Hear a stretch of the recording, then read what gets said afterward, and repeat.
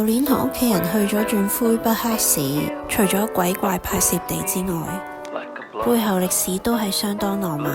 1608年，法國人喺呢個地方紮根，讓法國嘅文化喺北美荒野開出咗花。1759年，一場阿伯拉罕平原之戰，法軍落敗，魁北克從此就變咗喺英國統治。因為文化差異，曾經有唔少反抗同埋獨立自主嘅聲音。即使經歷咗2次獨立公投嘅挫敗，呢座城市依然守護住法語嘅純粹，拒絕被時間同化。1883年，建築師喺議會大廈刻咗句流傳百年嘅誓言，中文譯做我記得，即使喺車牌上面隨處都可以見得到。呢個可能就係導演喺魁北克取景嘅原因。